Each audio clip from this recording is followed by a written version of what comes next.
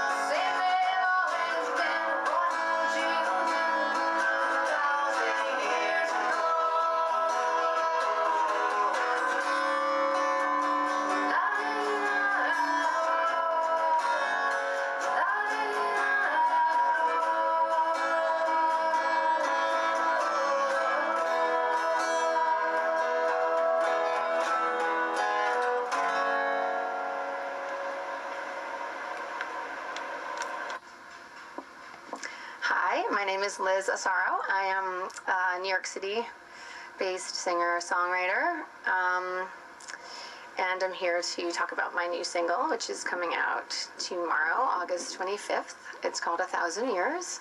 I've been working on a set of songs that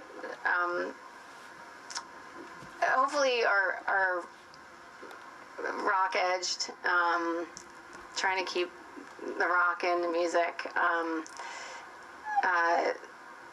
Songs with a little bit, the lyrics will give you something to think about a little bit without being too preachy.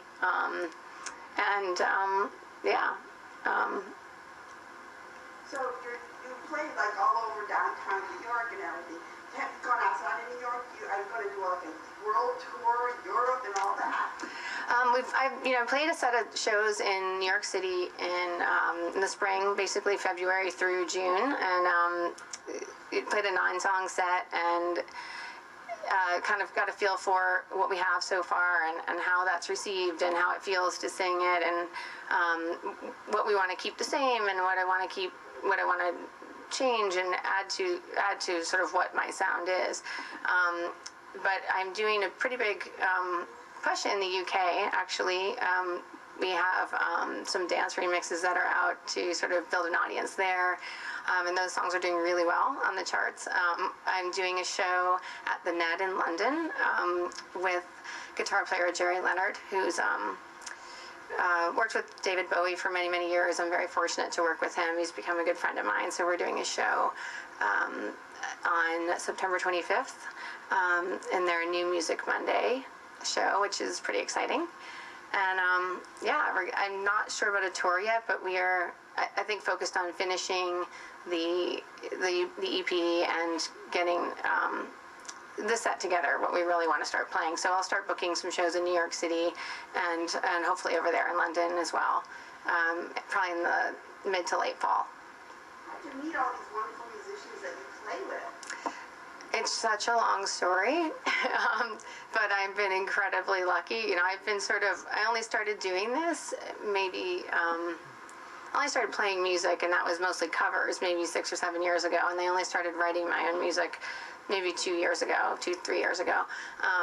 And I didn't really know anyone. So I had some people, it was just one person after the next that I just kept pushing it through, and I think people knew that I was passionate about it. At first it was a little weird because I didn't understand why all these professional musicians would keep talking to me, and they were interested in talking to me, and I think I finally figured out that they knew that I was serious. They knew that I was really passionate about it. So a lot of great people have been willing to help me. So I work with a great voice coach called Melissa Cross, and she had introduced me to a few people, and I started writing. And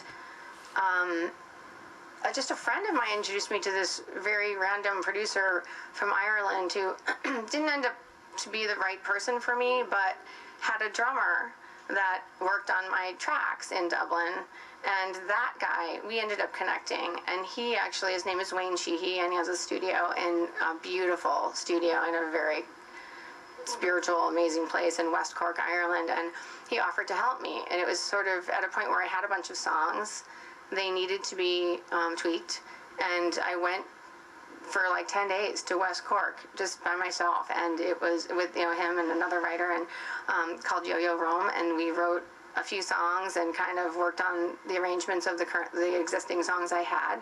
So through Wayne, he said, we'll track this back in New York City, and I'm going to get Jerry Leonard to play guitar for you. And Jerry was David Bowie's guitar player and musical director for 12 years. And I was like, okay, fantastic. And he did. He lives actually in Woodstock, so it's not too far. And he came in and tracked 2.5 days of guitar. It was incredible. It was just blew my mind. And then through the engineer that we worked with called Hector Castillo, he knew Sterling Campbell, and Jerry also knew Sterling Campbell, obviously, because he played for David Bowie for forever too, and he came in and played drums, which again was like, are you kidding me? Like, it was, and he's become a friend of mine, and all these guys just believe in me and in the music, and they've been incredibly supportive, and it just keeps, I just keep meeting people, and I just sort of keep trying. And then Tim LaFave, coincidentally, also played for David Bowie on Black Star, and he's my college friend, and he plays for Tedeschi Trucks Band. And I said, oh, Tim, someday I'm going to get you to play on my album. And I was kind of kidding. This was years ago. And then I called him up and said, hey, you want to come in? And he tracked on the whole record. And so, and then Tommy Kessler is, I became good friends with through another friend, and he plays with Blondie, and he's now my musical director and plays in my band, and it just goes on and on. I think I just am lucky, and I have a lot of great friends and a lot of great support. So I just keep on going. How did you discover you could actually write? I mean, you knew you could play, but actually be able to write songs, that's even harder? Yeah, that is, I think I just wanted to, you know, like I said, my voice coach introduced me to this guy. She said, I found someone for you to write with. And he's just a great songwriter. He just whips stuff out. And wrote a couple tracks. And I just sort of discovered that if I sit there with whatever track, I can just write 10 different melodies over it. And then once I have the melody and the idea, you know, a couple lines of what I want it to be about, I can keep going. But I don't know. The melodies just are, that's the easy part for me, is the melodies. Huh. How'd you come up with 1,000 years? I mean, that's like William the Conqueror. Right. Yeah, I think about that a lot, actually. It's interesting because when I describe the song to people, often I'll give the description, well, you know, well, are we doing anything differently now than we would have done 10 years ago or 100 years ago, or you know, and the 1,000 does seem like a long time, but when I first started writing the song, I think a lot about this concept of us being like a speck in the universe. And not to say that we're insignificant, because on the contrary, I feel like every person is extremely significant and their energy adds so much to everything that happens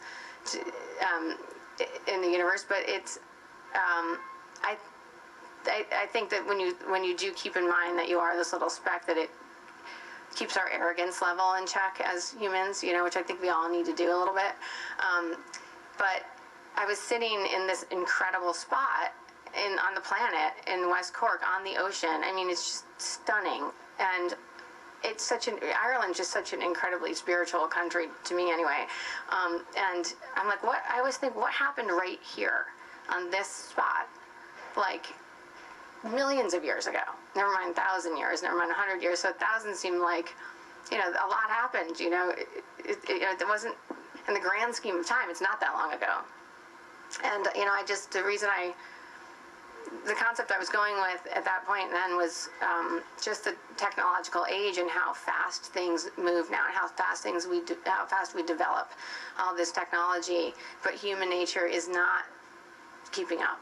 I don't think we're, you know, I think we need to think a little bit more about where we're at in time and the tools that we've built, and, you know, the repercussions of using those tools, and how we have to keep up as humans to balance that out. It's funny, because I just thought of this. There's a German expression called 1,000 Jahre, and, you know, for good luck and happy birthday, they always wish you 1,000 years of life. Oh, yeah. I didn't know that. I'm happy to know that now. Yeah. And you also have another song, something Before the Rain? It's called Feel the Rain. Feel the Rain. That's a beautiful song. You have this great way of combining happy and tranquil at the same time.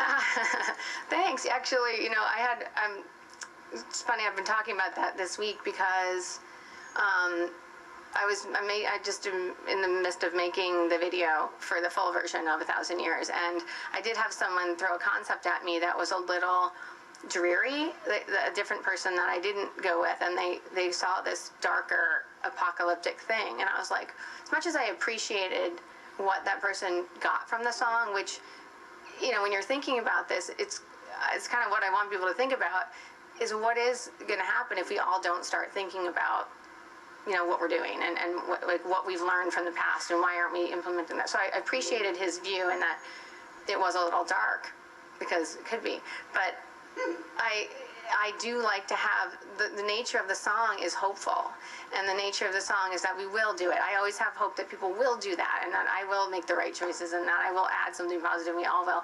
So that, I didn't go with that because of that. And I think that, in my songs, I try to. That is what I go with. Like, we all go through these hard things, but you've got to keep in mind that it's going to be fine. Like, I have a saying that I always say to my kids. I'm like, if we're late for something, I'm never like, we're going to be late. I'm always like, we're going to get there until we don't get there. That's how I think about it. And so I guess that's how I write my songs, which I didn't totally realize until they were all written. But I do like to leave a little hopefulness in there, even when you're talking about a subject where, you know, it's a tough subject. And so that song, Feel the Rain, is about overcoming addiction. And the chords were written, and that really cool 7/8 beat was what I really wanted. I really love drums and percussion, and so that's what it started with, was that whole drum beat and that time signature. And I came up with the Feel the Rain, Feel the Rain. I'm like, what's that rain going to be? And I have several friends that are very close to me that are have overcome addiction, or they're sober, and I asked one of them, who's one of my best friends, I was like, just give me a little something, because I'm going to write I'm going to write the verses now. And I just thought he'd give me some little, oh, it's this, it's that, this is what it feels like, and that'd be it. What he said was, oh, I'll write you my white light moment. I'll email it to you, his white light moment was when he realized that he was going to die if he didn't get sober. So I get this email from him about an hour later, and I still have it, and I still read it sometimes, and it is absolutely chilling. It's so beautifully written. It's incredible, and it very much describes what he felt in great detail. And so I wrote the verses based on that story. And that's how that got. And that went pretty quickly once I got that email. It was pretty easy to finish that off. But that's where that song goes. But it's, again, hopeful. What are some of the other songs? I know 2 of them, but what are the other songs? You said you have 9 songs? I think at this point I have 11 that are done, some of which I'm kind of keeping the way they are, and some I'm not going to put out until we sort of fix them, and then I'm writing some new ones. But there's one about, again, it's kind of dramatic. It's got this drama to it, but it's about, it's called My Everything, and it's about someone who just, couldn't find this hope or positivity in life or love, and then they find it, and that person helped them basically be able to love and see it all, and that's that one. And Can You See is just about, well, my husband likes to joke that it's like, can't you just see everything the way I see it? But that's not really what it's about. I mean, it's funny, because he said that one day. I'm like, no, of course not. But it's really about, can't you see the beauty that I'm seeing? And can't you sort of it's really about just chilling out, to be honest. It's just about it's not all that complicated. Let's just life's complicated enough. Can't you just kind of look up at the stars and just sort of it's all right. The earth keeps spinning, we're all going to be fine. It's sort of just about chilling out, that one. I don't know. So you kind of write story songs and healing songs. I guess so. Yeah. So where are you going to be touring? What's your most recent, what you're doing? So the most recent show we booked was, I'm going to London in the middle of September to write again with some great people. Some people that worked with Lady Gaga and Muse and the 1975, tons of different bands. But so I'm doing that, and hopefully we'll get enough material then to finish the EP. At that point, I will book more shows, certainly in New York. And then, like I said, we have that show at the Ned in London on the 25th. And then I am going to look for tours to jump on. Who could I possibly open for? Who might want to put me on their bill for a few shows? I don't know. So I don't know, we're just keeping our eyes out for everything, and just got to keep getting it out there. We're going to release another single, probably Feel the Rain, shortly after 1,000 Years, and just keep on going. They can download and the YouTube and all that. Yep, my website is lizasaro.com. It's LIZASARO, and that has all the links to my social media. Most of them are Liz Asaro or Liz Asaro Music on Instagram, and there'll be some stuff on SoundCloud. Of course, 1,000 Years will be everywhere tomorrow, available, and what else? Yeah, Twitter. They're all connected there. So they can, and then that'll have show listings and release dates and all that fun stuff on the website. Well, thank you very much, and as the Germans say, 1,000 Jahre. Thank you very much.